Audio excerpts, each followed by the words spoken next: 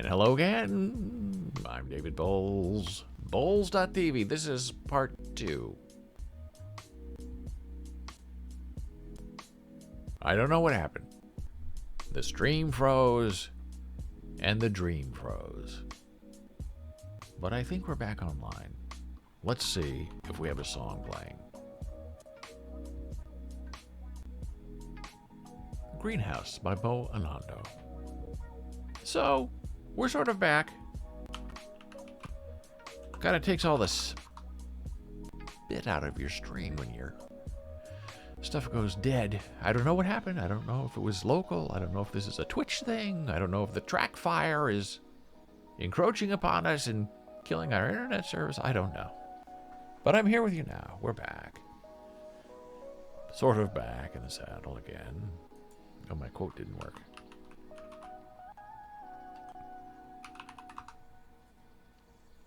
There we go. Okay, so here we are. We're back. We'll keep talking. I think I know where we left off because everything just kind of stopped right when I was in the middle of it. So this fake news relies on getting people upset. And it's really a terrible thing that you intentionally go out there to try to change people's minds and their hearts and their feelings and have them directly and negatively affected by what you try to sell them as something that is real when it is not. The emotional reactivity of participants was associated with response behavior intentions such that participants who reported high levels of emotions were more likely to take actions that would spread or suppress the fake news.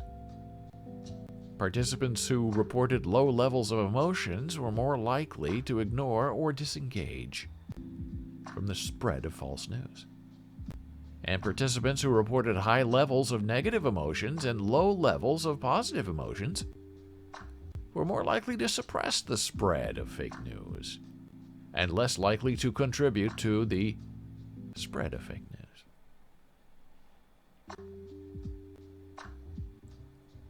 So that's what's happening. It's a terrible thing that's going on in America, and the social networks could work to fight it. Put some notes up about this is terrible and this is fake. But they don't, because they want the click-throughs. They want the advertising revenue that gets people all upset and riled up.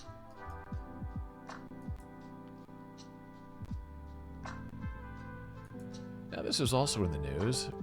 Disturbing. Interesting, though. Boy Scouts of America are having a hard time. They're being sued in bankruptcy court for sexual abuse. And they have failed to win 75%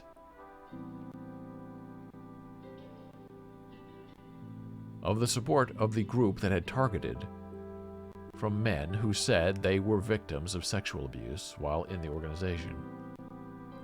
Falling just short was 73%. The Boy Scouts of America wanted to get 75% support benchmark as part of a $2.7 billion settlement plan with the victims. The plan would pull the BSA out of bankruptcy if approved by the courts. The chances of getting a deal, such muster increases if a large number of victims back the plan. In the preliminary vote held among 53,000 claimants who have so far cast votes, 73% voted in support. Not enough to get out of the trouble. The plan would be the largest aggregate sexual abuse settlement in the U.S. history. The BSA initially sought bankruptcy protection in February 2020 following a surge in sexual abuse lawsuits after several states passed laws allowing accusers to sue over decades-old allegations. At the time, the BSA faced 275 lawsuits. In the bankruptcy case, it faces over 82,000 claims of sexual abuse.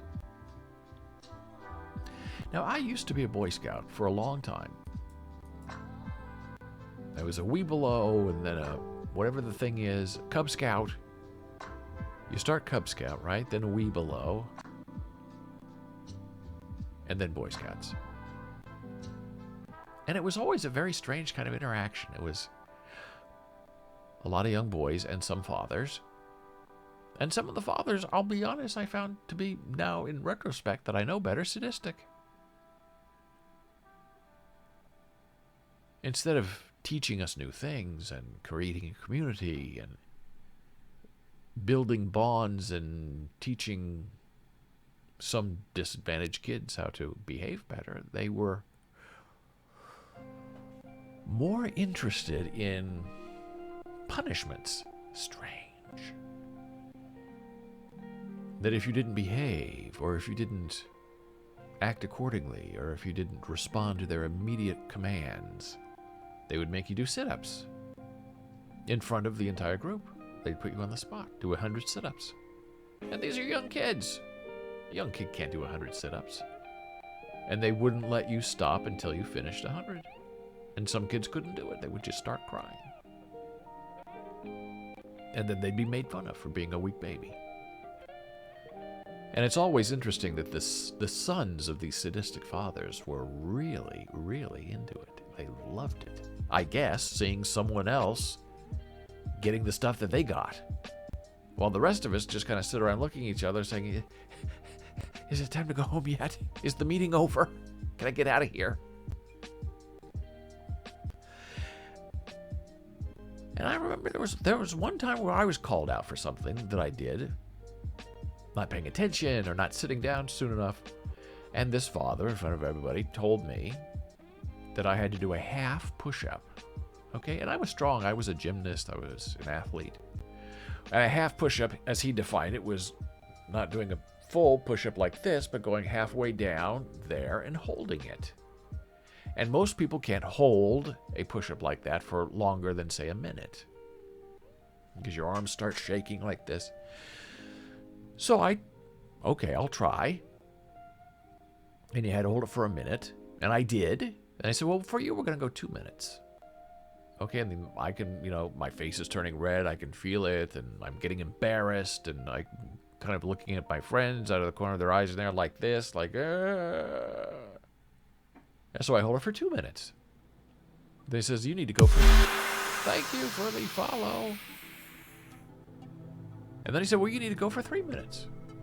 Okay, so 3 minutes, I'm really shaking. My whole body is now shaking like this. I can't hold a half of a push-up for much longer.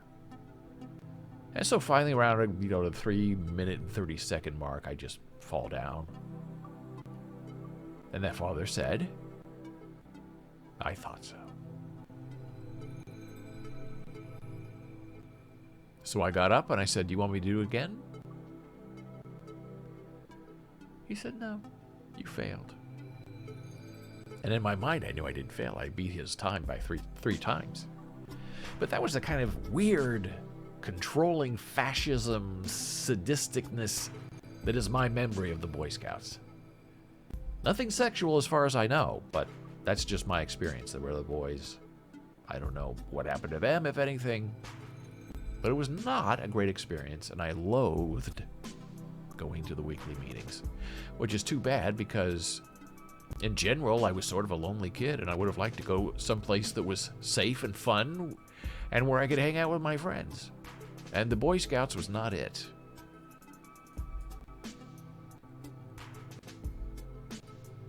Now we move into one of my favorite topics.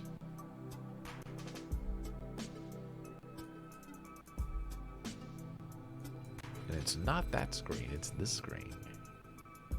Freud and the Uncanny. Sigmund Freud is a very interesting person. Psychologist, the father of modern psychology. And there is a Freud museum in London. And they have this wonderful, wonderful website that's educational, collections, you can shop there, buy books.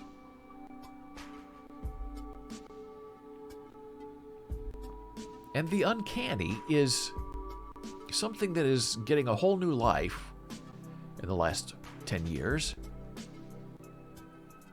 on the internet.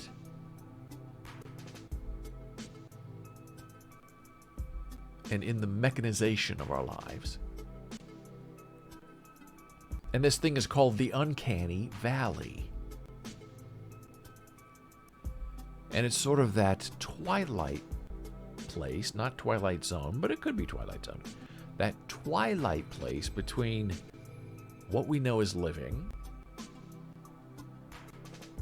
something we know that is mechanical and dead, and then the middle ground where they're kind of cross over each other, and animatronics and artificial intelligence and chatbots, and we become...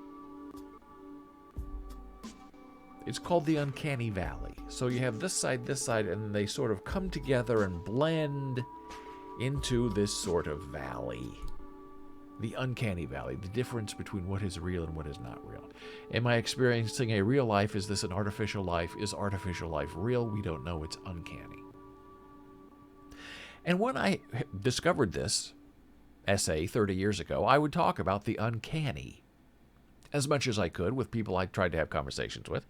And the first thing a lot of people would say, especially in the Midwest, because the ear doesn't hear uncanny very well, I have learned, and they would often say, you mean uncanning.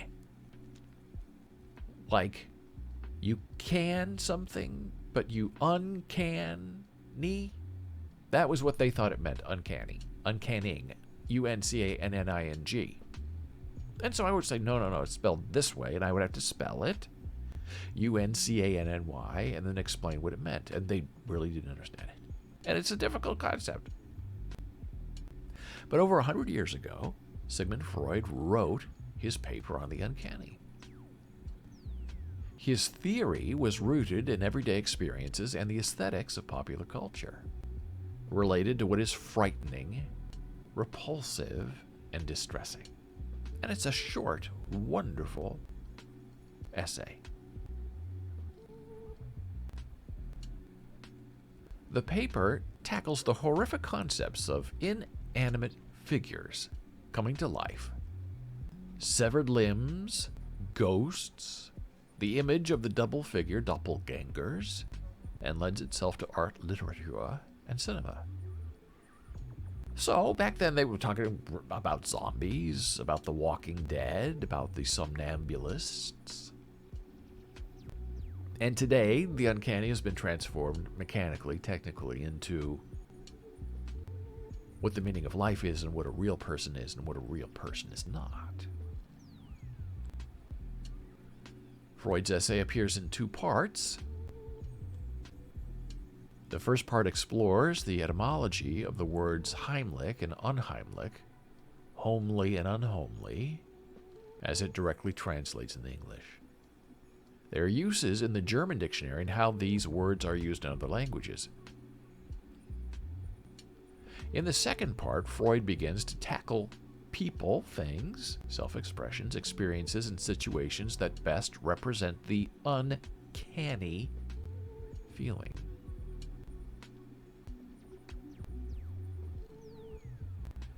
And he shares the story of the Sandman. Scary stories that parents would tell their kids to get them to go to sleep. And this is probably where the monster in the bed comes from. The Sandman story goes that the child must be asleep for the Sandman to put sand in the child's eyes. If they are not asleep, the Sandman will take out their eyes. The protagonist is a boy named Nathaniel, whose fate eventually does fall to the Sandman, losing not only his sight but his sanity, then his life. Freud asserts that the removal of the eyes alludes to an infantile fear of castration, but the castration complex is masked by a fear of losing a different sensitive organ, the eyes. This is the same theme present in the tragedy of Oedipus. And the story of Oedipus is that he falls in love with his mother and that he gouges out his own eyes with her brooch when he realizes the truth. The doppelganger, which is a wonderful, interesting, high concept in itself. Freud also touches upon the notion of the double, the twin, the unknown other. Mirrors, shadows, guardian spirits, with the belief in the soul and the fear of death. The idea of the eternal soul allows us an energetic denial of the power of death. That's the whole focus and purpose of religion. Your human body doesn't matter because your soul is eternal. And that idea of the separation of the soul from the body is the first double of the body, the first doppelganger. From having been assured of your immortality, that is how the uncanny, this feeling you have, separates you from ever having to worry about being dead. Edgar Allan Poe, Dora says, the imp of the perverse. Very well done.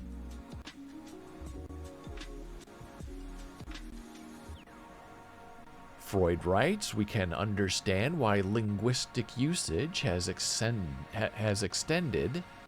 this idea for the uncanny. It is really nothing new or alien, but something which is familiar and old, established in the mind, and which has become alienated only through the process of repression.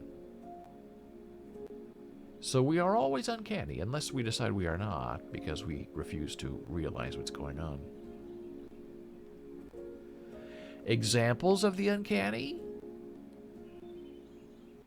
Inanimate objects coming alive, thoughts appearing to have an effect in the real world, seeing your double, right, in a mirror or in real life, the doppelganger effect, the representation of death, such as ghosts or spirits, and involuntary repetitions.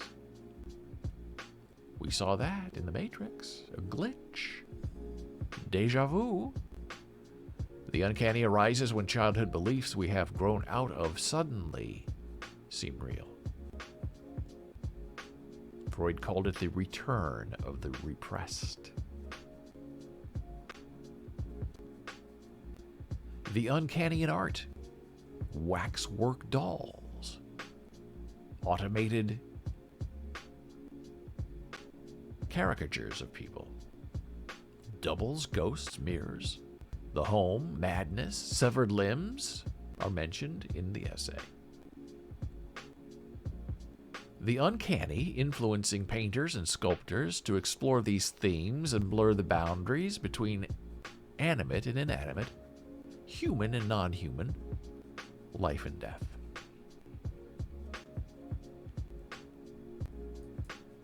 So here is the latest version, the cover version of Freud's The Uncanny that you can purchase from the Freud Museum or online on Amazon. It's very beautifully done. I love this. It's very strange with the duplicity of the top image separated, cut from the bottom image. Is it a man or is it a woman or is it an automaton? Who knows? This is how The Uncanny begins. In connection with my psychoanalytic treatment of hysteria, obsessional neuroses, I have often had to deal with fragments of memories that have stayed with individual patients from their earliest childhood years. As I have indicated elsewhere, we must insist on the great pathogenic importance of impressions from this period of our lives. And then the uncanny ends with this. A fugitive, convinced that he is a murderer, sees what he takes to be his victim's ghost, rising from every trapdoor he lifts, and cries out in despair. But I've only killed one man. Why this ghastly multiplication? The audience, knowing what has led up to this scene, does not make the same mistake as the character.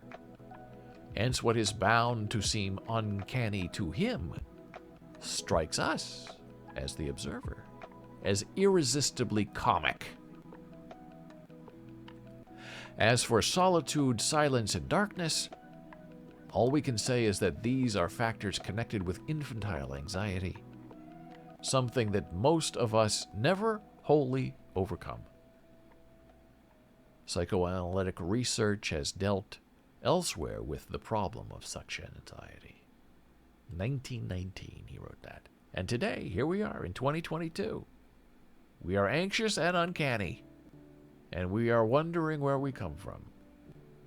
And we love to watch stories about ghosts and zombies and things coming at us from a mirror. There's a whole series of horror films where a Asian woman with long black hair and black eyes comes at you from the television screen. Any modern horror movie is based on the idea of Freud's uncanny.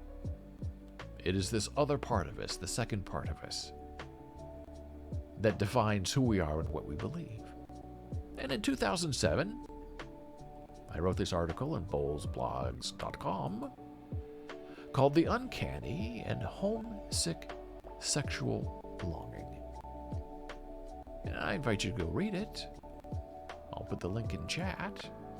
You can also go to bolesblogs.com and do a search on that title, The Uncanny and Homesick Sexual Longing. And here's what I said just at the beginning of the article. As a young man, I read an essay by Sigmund Freud called The Uncanny that continues to ripen and haunt me year after year as I am continually pressed to re-examine the realm of ghosts as wish fulfillment. How unrequited love compels a longing for a return to the womb, and why the psychoanalyst becomes the mediator of these aesthetic spirits that chase and terrify us in our waking lives, while they visit us in dreams and nightmares. Freud's The Uncanny. I recommend it if you'd like to know who you are, where you came from, and why we are frightened by things we do not yet understand. And now, my friend, it's time to take a break, a blood pressure break. I'll be back with you momentarily.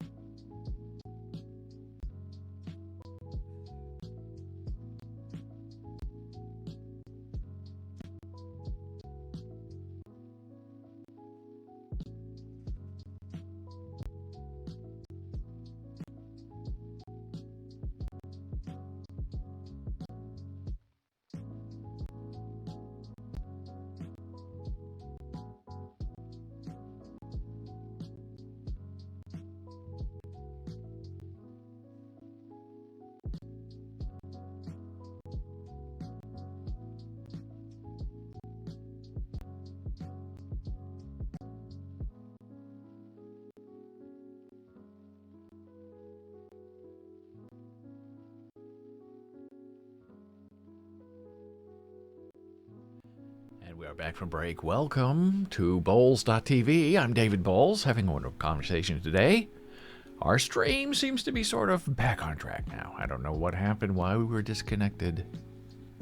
It's almost like Freud wanted us to be divided into part 1 and part 2 today. To face our own fears and become our own doppelganger in the process. And that's fine. I accept that if that's our fate. Janna Marie is coming up in about 10 minutes to give you a wonderful sign language lesson in desserts and drinks, the double D of delight. But before we get to the delightful Janna Marie, we have to discuss briefly Helen Keller. She was one of my favorite people in the whole wide world, and I've never met her. But just who she is, what she did, what she accomplished in one single lifetime is an absolute amazement. And January 4 was World Braille Day. And it wasn't on that list I shared with you earlier about Singles Awareness Day. Or I would have mentioned it on the 4th. But it is a day to celebrate the honor of Braille script, which brought to light the reading and education to millions of people with visual disabilities, as well as the necessity of inclusive language and communication in the world, developed in 1824 by Louis Braille. And Braille is based on the tactile military code called Handwriting. Louis Braille improved and improvised the code by pointing out major errors leading to the revolutionization of the Braille language. And when you talk about Braille and communication, you cannot not talk about Helen Keller, who was deaf-blind and became a genius writer and educator. Helen Keller's story is one of many stories of educational success in Braille. However, today, only 1 in 10 people can read Braille, even after it was catapulted to mainstream education in the early 1900s. Helen Keller wrote many letters in her lifetime and carried out correspondence with Mark Twain, who was a big supporter of hers, Eleanor Roosevelt. And many of those letters that Helen Keller wrote were written with her hand, and she cannot hear or see. She had a block printing style. The low number of Braille readers has been blamed on a massive degeneration in linguistic education and inclusion in educational approaches. Excuse me. Activists and persons with disabilities have persevered in their own fight to bring awareness and blind rights in the hopes of a new dawn in the lives of people who are unable to witness the beauty of any language. And that was the story of Helen Keller. She had no language. She was a young girl, and she found help in Anne Sullivan, the Miracle Worker. The play, as we've discussed, The Miracle Worker, is about Anne Sullivan and not about Helen Keller. But now I'm going to show you these words that were written by Helen Keller on June 21st, 1887. She was almost 7 years old, and Anne Sullivan helped her learn how to write, not using Braille, using paper.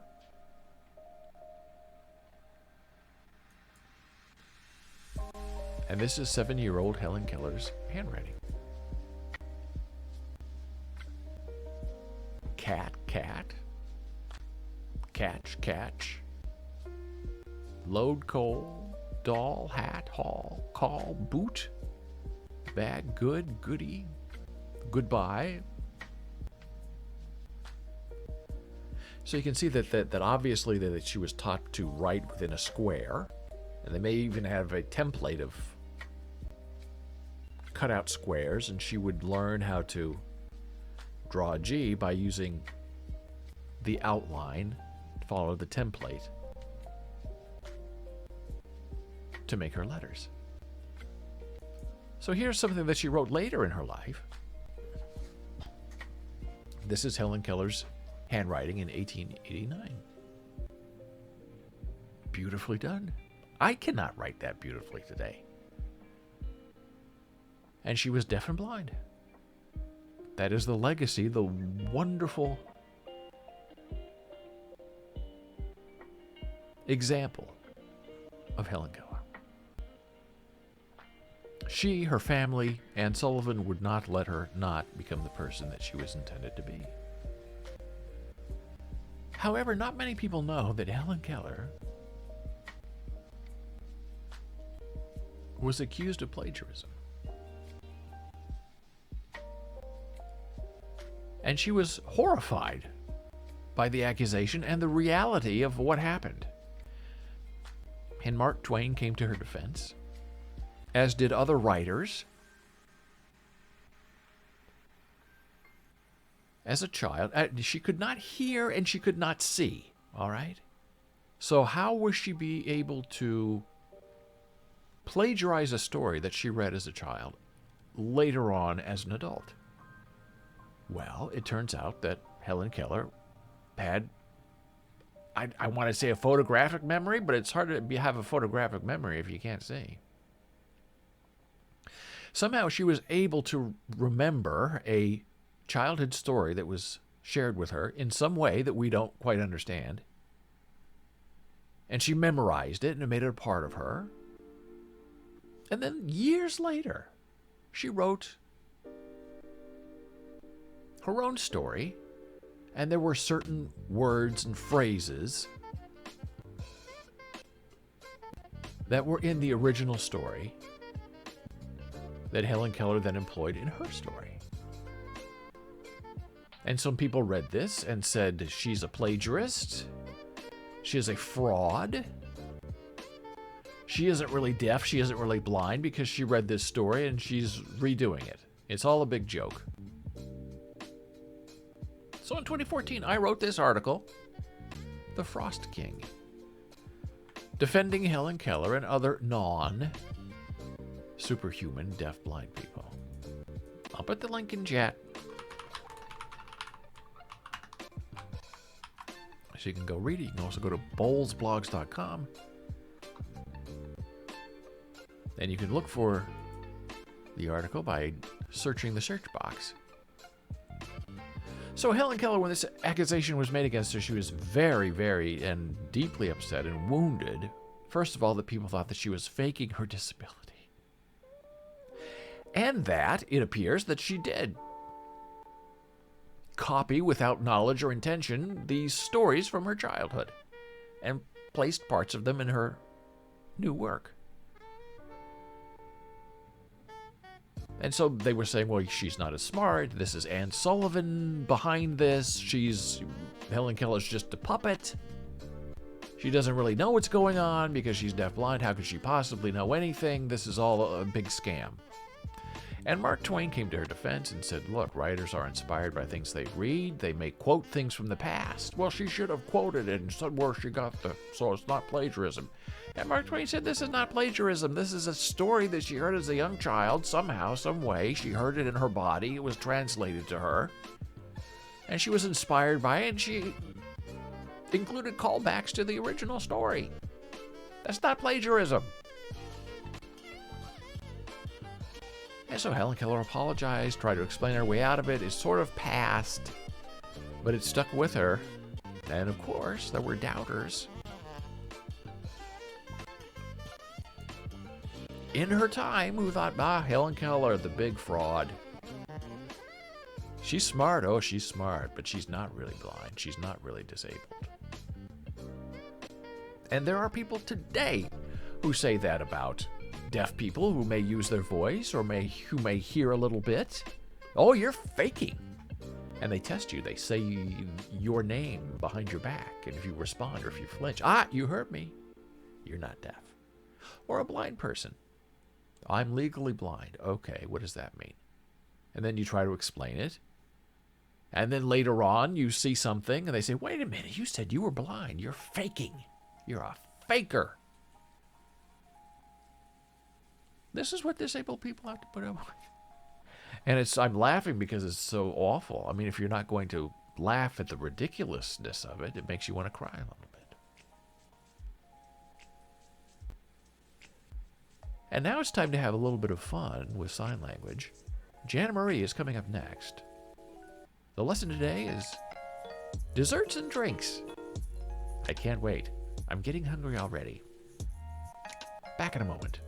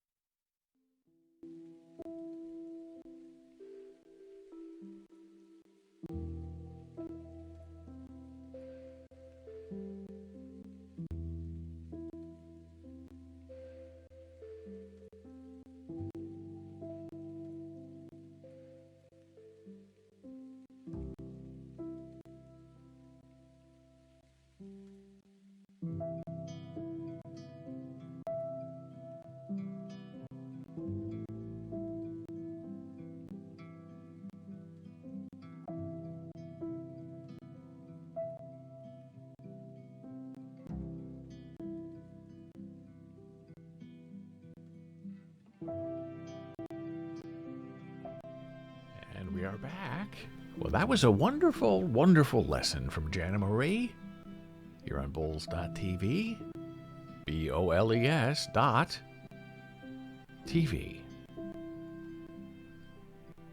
Are our captions working? Yes, I think they are working. Okay, good. You never know. We got blown off the air earlier, and then we came back. Here we are, having fun. And that was, almost an hour lesson with Janna Marie. Fantastic dessert and drinks lesson in ASL. Totally and completely wonderful. And as she said, you can email her a direct question if you like, Janna@Boles.tv. That's her email address. You can email me, David@Boles, BOLES.tv. I saw a wonderful comment about our follower chat limit, and it's a difficult thing to try to figure out. We have our moderation limits set to the minimum required, suggested by Twitch. Almost said Twitter. And maybe that's too long. 10 minutes is too long to wait. I don't know. I'll have to check that out and fix it if it needs to be fixed. But I appreciate the commentary, and I appreciate sticking around and saying hello. I want to get to one more thing before we finish our show today. And it's this. It's just fascinating. About an autistic woman who was hired to work for a North Carolina company. And using the ADA, the Americans with Disabilities Act, she is able to sue for discrimination. She filed a lawsuit over her firing, saying the company never helped her understand what the firm meant when it flagged her for unprofessional communication. The woman was hired as a clinical screening specialist in June 2020, according to a lawsuit. About 6 months after she started, the woman started experiencing complications from uterine fibroids that required multiple visits to her doctor. This is in addition to her autism. 4 days after she missed work for a doctor's appointment and asked to work from home, the woman was placed on a 30-day performance improvement plan. A representative from Human Resources reportedly told her it was because of unprofessional communication on the company's instant messaging platform. Well, the autistic woman asked if someone could explain to her what type of messages were considered unprofessional. She requested that one of her peers, perhaps, be a sounding board for her to vet her communications. And she also requested that someone be present with her for disciplinary meetings. The woman was simply seeking a reasonable accommodation under the ADA, but Human Resources at that company told her she had to sign off on this plan, this behavioral change plan, if she wanted her work-from-home request approved, and that she agreed to it because she was not feeling well because of her surgery. The performance improvement plan expired February 7, 2021. But her lawyer said the woman wasn't provided with someone to vet her workplace communications, and she was not given any training on better communication strategies. She found out late in February that she'd need surgery to remove her fibroids and wanted the medical leave of absence.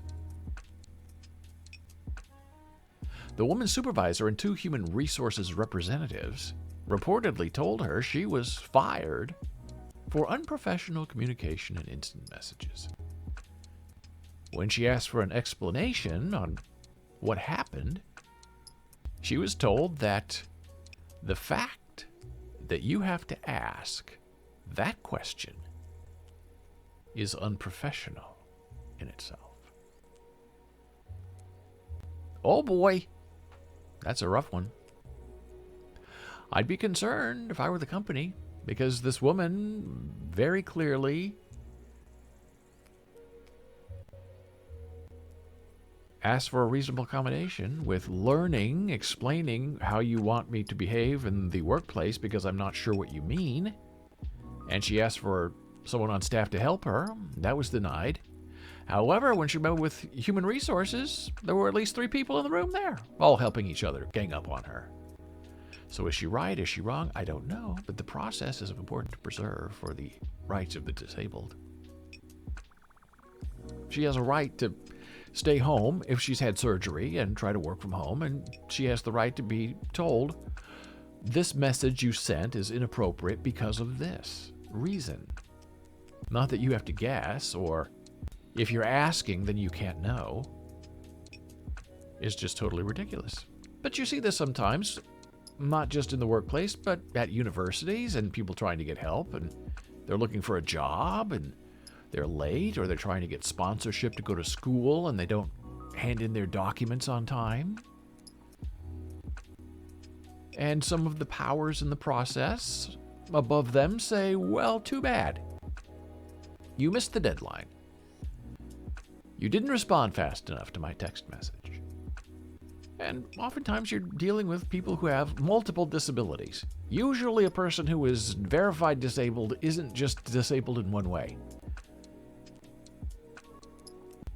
They could be disabled emotionally. They could be depressed.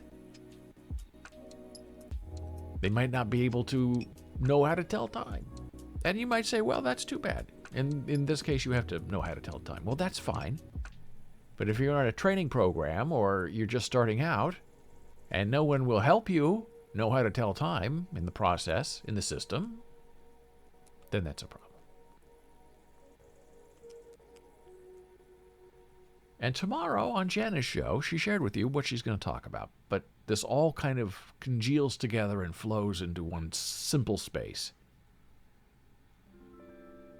Tomorrow she'll be talking about CODA, children of deaf adults. And they're often placed in the position of being the interpreter, if they're the only hearing child in a deaf family. And from an early age, these hearing children are pressed into the role of an interpreter. And often it's something as simple as, hey, pick up the phone and order us a pizza. Especially, 30 years ago where there weren't a lot of VP devices or TTYs, or people would hang up when they got a TTY call or a video call. So these young children, 5, 6, 7, when they could speak and learn sign language from their parents, they would call the pizza place and say, yes, bring me a pizza. Or they'd go with their parents to the doctor and interpret, or go to the DMV to help get a driver license, and they would interpret. That's their role. And those children, unfortunately, or fortunately, are some of the best interpreters you can hire today, because they have a direct stake in what's going on, because they were raised in the culture. And there's a story about this one woman who was in a hospital situation. Thank you for the follow, Rankin. And this woman, as a child of a deaf adult, with her dying father in the hospital, no interpreter around, she knew her traditional role, and she was the one who had to interpret for her father that he was dying. And it's a very interesting, fascinating story about roles and role-playing and what's appropriate and what is not appropriate. And Janna Marie is going to dig into that tomorrow. She's also going to share a very interesting article about kids who are disabled often also are depressed, which makes sense if you understand the critical elements of their lives, which immediately multiplies their disability. So they're not just deaf or FCP or they're blind, they're also depressed. And that has to be treated as well. And finally, she's going to share an interesting story about a woman who had an accident, not born deaf, had an accident. And it removed her hearing somehow, brain injury, lost her hearing. And because it's a brain injury, it appears, she was not a candidate for cochlear implants. The doctor said it doesn't work.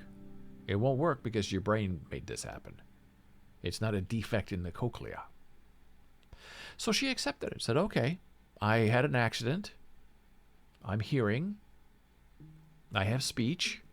Now I've been deafened irreversibly, and I'm not a candidate for a cochlear implant. So I'm going to learn sign language. That's how I'm going to communicate. I'm going to go into the deaf world. I'm going to become a part of the deaf community because I am now deafened, and I will work hard to be a part of that community. And she asked those around her, her family, her friends, please learn sign language so you can communicate with me. And her family said, no, we're not doing it. That's your problem, not our problem. And Janna will get into that on probably a very personal level tomorrow. That will be very interesting. When friends and family know that you are deaf, know that you use sign language, and they will not learn the language. You communicate with them in their way, how they want to be communicated with, not how you need to be communicated with. They're not doing what's best for the disabled person.